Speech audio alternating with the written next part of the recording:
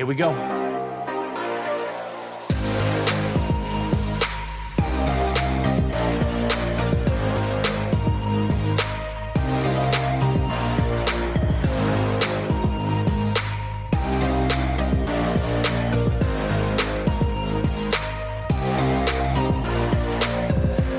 Hey there, folks. This is your host, Cameron Ivey of Privacy Please, and thank you so much for tuning in each and every week. If this is your first time, welcome to the show. Tell your friends about it if you like it. If you don't, let's just pretend you didn't listen to it. Thanks again for coming in, and we hope you enjoy the show.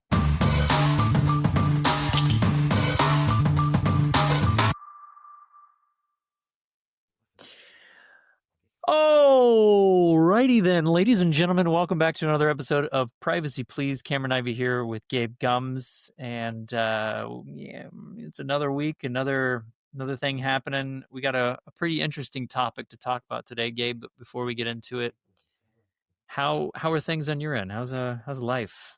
Life's decent. No complaints. How are things on your end? Good. Just staying afloat in this crazy, terrible economy. In this economy, who can afford to stay afloat? This economy, who can afford to feel terrible? I mean, and the rich get richer, right? So in this economy, who can afford to get richer? Oh, that's right. Forgot about it. That's right. Wait a minute. All right. So there was a big thing. So let's dive in. There was a big thing that happened with Apple recently. So Apple announced a new security feature in iPhone 17, which is called Memory Integrity Enforcement, MIE. It's built directly into the new A19 chip, and everybody's, security experts. I want to get your expert opinion, but security experts are calling it the biggest leap forward in mobile security in over a decade. So let's talk a little bit about what that actually is. So before we dig into that, Gabe, let's give the listeners a little history on what, for the last 25 years, I think it was, even Microsoft, iPhone, whatever it is, people have been hacking into those using something called memory corruption. Yeah. What does that exactly mean? So it means that. So let's break it down quite simply. When you're attempting to take over a system, there's different ways that you can go about that. One of the simpler ways is you can just get access to the users that have access, right? So you become the administrator.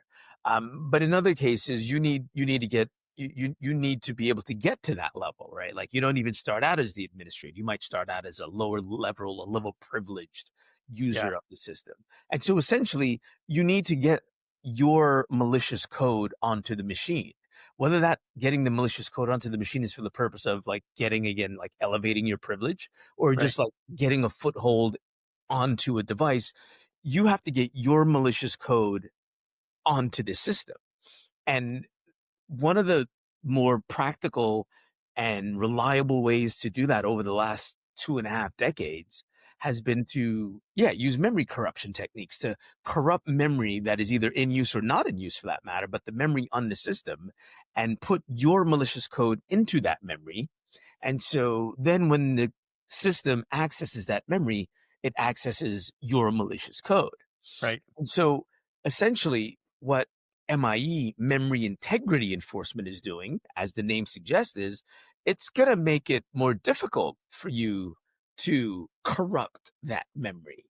And hell, memory corruption attacks, go back even before, well, I guess, certainly hacking and / cracking. So even like early video game cracking, relied on similar techniques where the game, when it started up, would look within a certain space in memory to check if information you entered, like the serial number, was valid.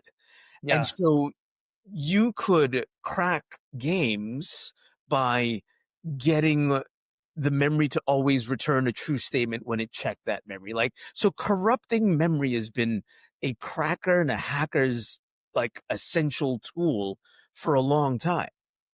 I'll give the listeners one more slightly technical one, and we'll kind of get back to it. But this is why it's such kind of it is really a big deal. Like I'm inclined to agree that this is one of the more like legitimately useful security advancements in a very long time. And thankfully, it's not just some security product one needs to go buy. Like doing this, building this into the infrastructure is definitely going to change the game. So there's Yeah. another attack technique called a NOP sled.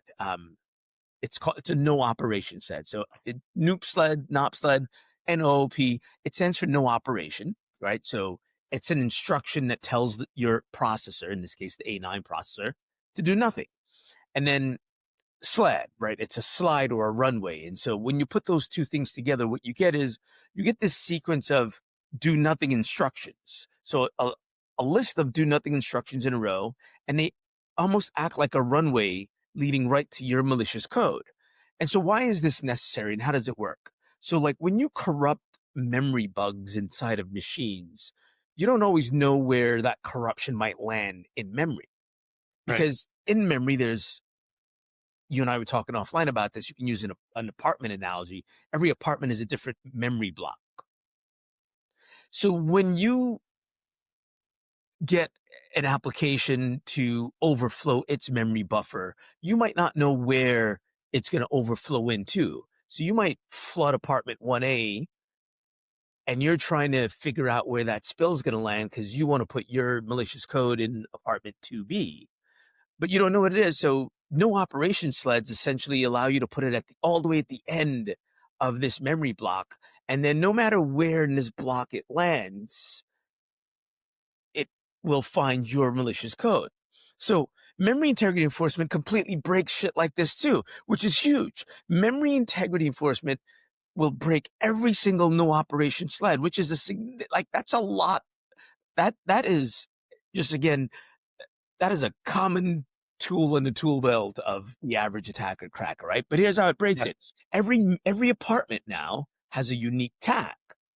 So you would need to span multiple tagged apartments somehow, but they all uniquely tag, so the system knows these aren't related. They Mm. also what they also segregate them by type. And so each memory is now segregated by type. So if you try moving data types across them, that's also going to fail. There's now synchronous checking. So any mismatch in those taggings, etc., is going to cause it to fail. So like this, I do have to agree. Apologies for the propeller head rant there, but this is a significant advancement in security. And it's simply through changing fundamentally how the architecture of memory works. And this is what I think is really important for all of security to pay attention to. We can't just keep trying to build more security tools and slap them on top of already broken infrastructure. Got to change the very infrastructure. So are you saying, from what I was hearing you say, with this new development for the iPhone, is it more of like, instead of just putting up guardrails or band-aids, they've built something smarter, Yes. right? Yeah. Okay. They've completely changed how memory works and is allocated on the chip, as opposed to trying to build something on top of it that maybe checks before it goes into memory or checks after it, or checks Right. while it's running. We have tons of security tools that do all those things, but ultimately none of them solve the problem, which is that the memory environment itself should have been able to protect itself. The apartment building shouldn't allow you to punch through the hole in 1A and get to 1B and essentially give you a way to throw your malicious code in there. It should have never allowed for that. That's crazy. What so give me a real world example, like a simple example of why someone would hack into an iPhone. Would or would I not. well, actually, that's a silly question. I know why they want to steal all your information.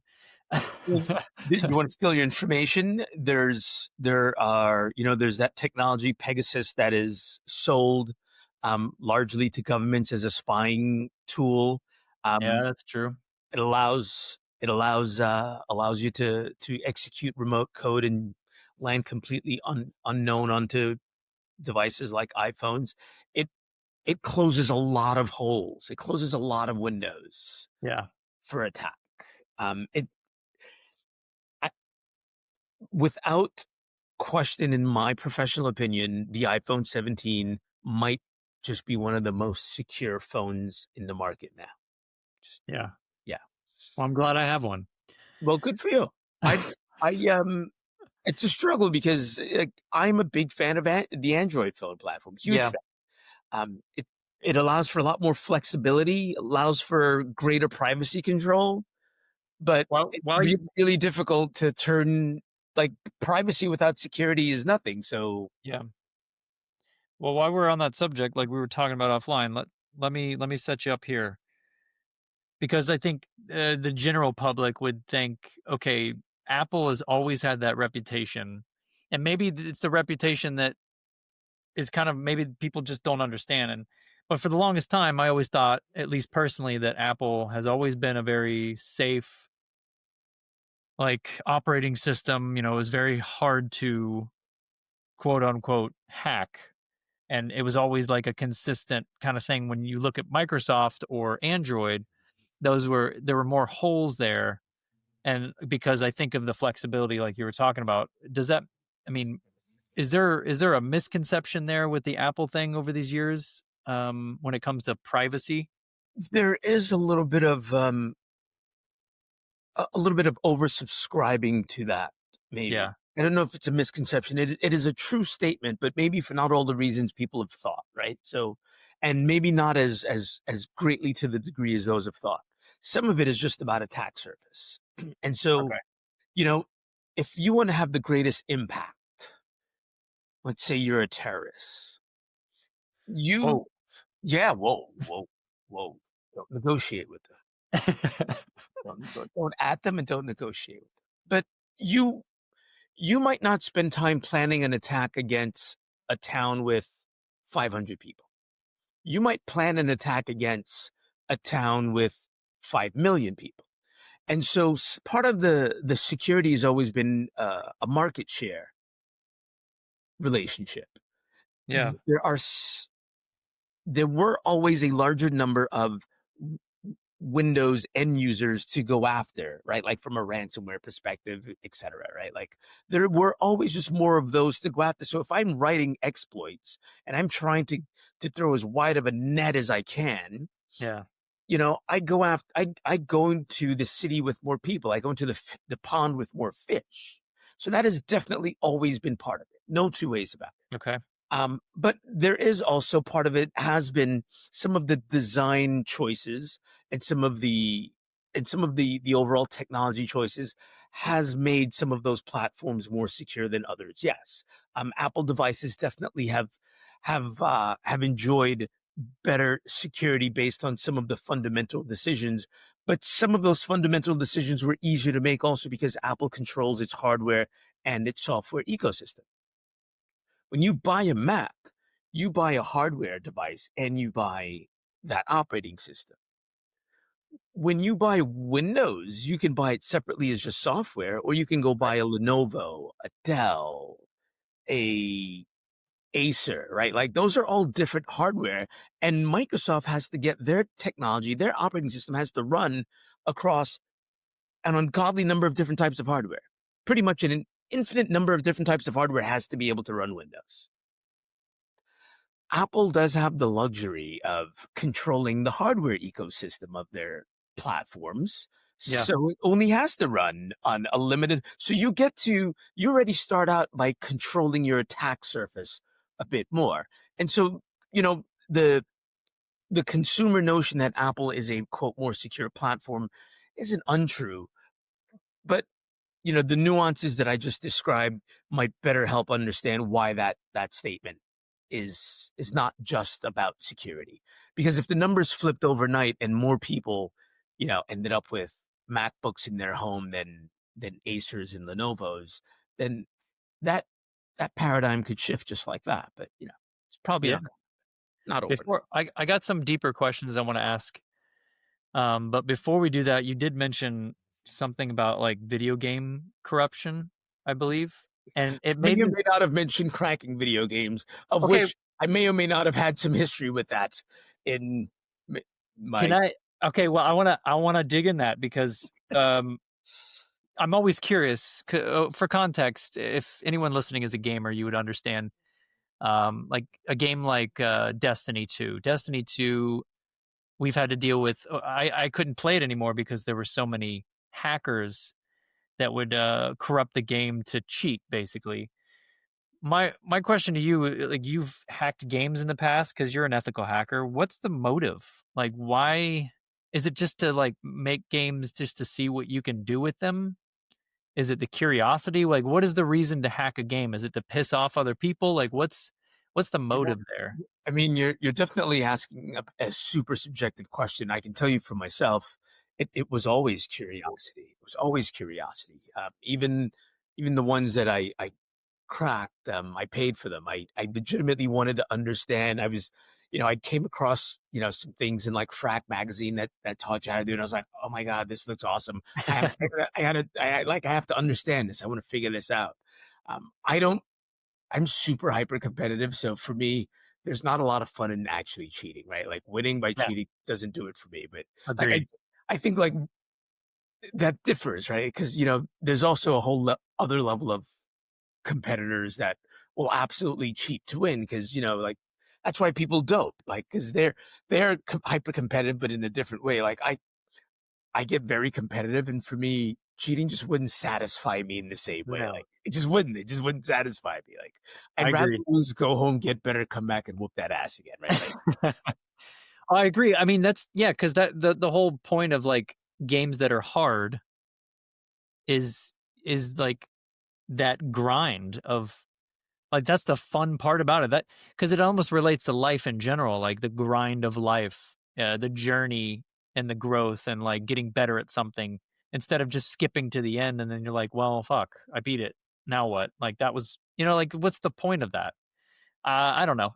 Cheating in games is interesting, but hacking them and out of curiosity to explore and see what you can do is kind of more interesting for sure. yeah, If, yeah. but So, okay. Oh, some of the attacks that some of the hacking that you saw like in Destiny 2 was also very much based on memory type attacks, right? So like some of them okay. read memory locally so that they could do things like go through walls, etc. Right? Like if you could find Yeah. the right space of memory, yeah. They Some of could the basically you have a gun that doesn't like you don't even have to aim. It just, like right, crazy things like that. Yeah. right. They'll have like a rocket launch or something where like a hand cannon that's a rocket launcher. It's just Yeah, something crazy that yeah. they yeah. So think about it this way: like the game needs to know where you are in the world, right? And so Right. you could be behind a wall and I don't know you're behind that wall, but the game needs to know that you're there. And so, like, that information about where you are is in memory. Ah, okay. Yeah, And that so, makes sense. if I can read that memory, like, forget even corrupting it. If I can just read it, know, like, Cameron's there. Like, Okay, yeah, because there's actually points in the game where you have a radar that shows you where people are. yeah, So there's probably a way that people cheat to have that yeah, radar always right. on. And Yeah. that legitimate functionality that is used to even show you like where your teammates is the same legitimate functionality that you can try and exploit. Like Okay. that information is stored in memory, like and it updates memory as Cameron moves, like Cameron's in position blank, blank, Yeah. blank. And if I can read that position, then yeah, The other ways that you know that someone's cheating in that game is when they glitch. They will physically glitch where you can't even hit them because they're always moving yeah. in a weird way. Probably Right. messing with memory also. Like the memory thinks it was here, and then all of a sudden it's like, no, it was over here. Like, wait, Yeah. So you're basically just poking holes and yeah. making yeah. Okay, that's another good analogy then, the video game one. Um so do you Gabe, if you're let's say you're an Android user, you're an iPhone user, you've had it for a while, is this type of new update from Apple is this worth upgrading for I think that's alone? I think that's an individual assessment. I think everyone's gonna have to make that assessment on an individual basis. And here's the primary reason why. Um, it's really about threat profile, right? So Right. who you are and what were you worried about in the first place? So the average user was already pretty safe. They were already pretty safe if they are on an iPhone, and even if they're on an Android, they're pretty safe. The bonus that you're going to get here is a little bit more of maybe like military grade security. Arguably, however, if privacy matters to you, you can never be secure enough. If Okay. privacy matters, you can never be secure enough. But for the average user, is it worth dropping the cash and upgrading? I don't know that it is, because it's a lot of cash. Like, it's expensive. Now, if you're a high risk person, if you are an activist, a journalist, an executive, maybe at a publicly traded company, a cybersecurity company, then yeah, I think if you fall into the high risk category, people, it's worth it. That dropping an extra 2 Gs to this is absolutely worth it. I think so. I do believe so. Um, it does depend on your own threat profile. Yeah. Would I tell my mom to go upgrade to the 17? No, I don't think she needs to worry about it. Do I think, you know, if you are a journalist at all, should you? Yes, 100% you should. You hear that, journalists? Go upgrade. Yeah. Okay, so I don't think we've ever seen a history of Android or Microsoft or whatever kind of following suit with what Apple does. Maybe they do in their own way. Do you feel like Android would follow suit with a feature like this that's built internally to the phone? Uh, so I have to plead a tiny bit of ignorance. I'm not certain if they do not have. Uh, I don't. So they actually, I think I know the answer. So I'm still going to plead a little bit of ignorance That's fine. We because, don't know everything, Gabe, and it's okay. because here's the thing. Much like my Apple analogy, and the iPad versus a Windows laptop, Android phones have the same challenge. They use different chips. Samsung Mm. uses a different chip than Huawei, than whoever else makes other Android phones, than the Google phone. They're all different chips. This security feature is built into the A9 chip. So if any Mhm. of those other Samsung phones are already using the A9 chip, which I don't think they are, I think it's exclusive to Apple, then they would get the benefit of this. Um, so do I expect to see this come to Android phones? I I would hope so, but it would require the chips that they're using to adopt these features. So this isn't Sure. just a matter of updating the Android software layer. This is a matter of updating the chip that the Okay. Android software sits on top of. This is again Uh, where Apple has that advantage. They control the ecosystem of their hardware and their software.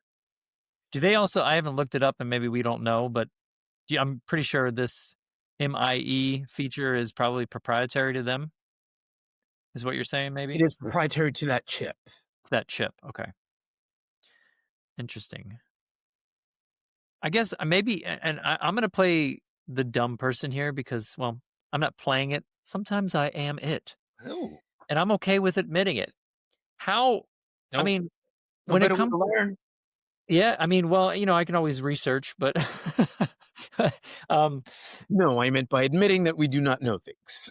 yeah. Honestly, I don't. I learn in the action There sometimes. it is. I'm not a huge reader, but anyways, how does? I mean, everybody's got their own individual phones. How does one hack? How do you like not get hacked in the first place? Is this something when someone's in passing, or do they hack through your network? Is there multiple ways to do it? Like, what does that look like? What should people be looking out for? Are some attacks that don't require any interactions from you at all. Someone can simply send a message to your iPhone Got it. that you do not even have to interact with, and it will. So basically, like a phishing email, but to your Yeah, phone. except one you Yeah. don't even have to open. And Yeah. so those types of attacks do exist. Those types of, again, those are the kinds of things that like Pegasus is designed for. Mm. It is designed to be able to that efficiently and silently um, infiltrate someone's mobile device. And every year there's a competition called Pwn to Own, PWN number 2 own, and they give out large prize money for these no interaction remote code execution exploits. Like I just described, the remote code execution exploit, something that you could execute remotely that does not require any interactivity, that will, on the black market, gray market, and the otherwise, I guess one should only call it a gray market, but on both the gray market and the black market of exploits, these things sell in the 6 to 7 digit range. And Damn. what's likely to happen is MIE is probably only going to drive the price of that up. If you're able to discover attacks, no interaction remote code attacks against an iPhone 17, that that's worth easily seven figures and above. Damn, I missed this earlier, and that might have helped me better understand the research. But it was saying that they did 6 real attack chains that all failed with the new chip. So I guess you kind of named some of those chains, correct? Yeah, yeah, Yeah. like no operation sledge. Yeah, there's different kinds. Absolutely. There's heap spraying attacks where you essentially just you try and throw your payload across multiple different parts of. Okay. Yeah, there are different some of them aren't even corruption necessarily. Some of them are just, getting unauthorized access to it, reading parts of memory that you weren't supposed to have access to read, right? Like, again, back to that analogy of the apartments. Like, you're not even supposed to be able to peek into the apartment and know what's in there. But Yeah. knowing what's in there gives me information. Now, with all that being said, Gabe, this is a great feature, good step ahead for mobile security for sure. But the number one thing that you got to remember, people, is that it doesn't fix people, No. because the people that have the phone could still make the mistakes. Yeah. Yeah. There's, you can build a better mousetrap, but Mother Nature will build a better mouse. Mouse rat. That's right. That's right. Cocaine Mouse. Okay. Next on Netflix. Oh man, I can't. Well, you've lived in New York, so you've probably seen some monsters. Definitely seen Cocaine Mouse. There's no two ways about it. What's the biggest size you've ever seen, like, of a rat? I mean, nose to tail, my forearm, easy. Like, We're sure that wasn't Splinter, right? no, I mean, I'm not sure, but you ever seen that video of Pizza Rat in New York City? That dude's just fucking. No. He's yeah, he's dragging a whole slice of pizza up a flight of New York City subway stairs, like middle of rush hour. Like, just excuse Oh, I me, bet people are just like, coming "What's through, going on? as you were, sir. That's your What's slice. going on, Frank?" You would push it. No, that's just Frank. He's just out getting a slice. I A slice. love that. Any other points we want to lay out that we didn't touch on? No, this is one of those more interesting security. Like, you don't get a lot of these like really big leaps in security that happen No. like that. There's been tons of breaches this week we could have reported on, etc. But this one is game changing. It's game changing from a privacy perspective too. Again, who should be taking note? Journalists of the world, anyone with serious privacy worries, they definitely, you might want to highly think about and or investing in this technology. Do you Yeah. think Trump has an iPhone 17? Um, I don't know. I don't know at all. Actually, I I hope he has. I hope he has something very secure. I mean, I know the U.S. government began adopting things like Blackberries, secure Blackberries, back when Obama entered office and moved away from proprietary Oh yeah. black phones. I don't know. I presume that at that level, there's probably different phones for different purposes. I would imagine and would hope so.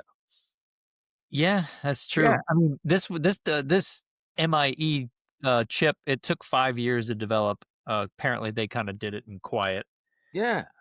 So, I mean, it's pretty fascinating, and we'll see if others will follow suit, or I'm sure hackers will find a way in, and then they're gonna have to adapt and grow just like everything else. That's the thing about making architectural changes.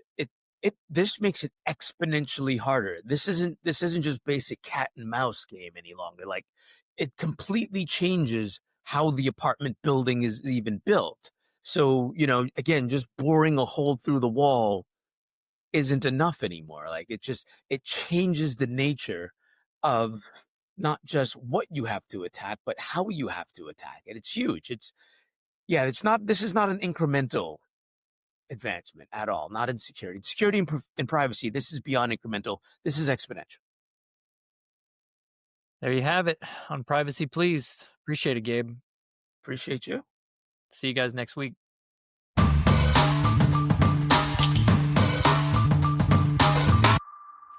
Hey, you guys made it all the way to the end. Thanks for listening. Again, if this is your first time, we really appreciate the support and everyone that's always been around since the beginning. We love you guys. Keep supporting Privacy Please, and we'll always have new content each and every week. Cameron Ivy, over and out.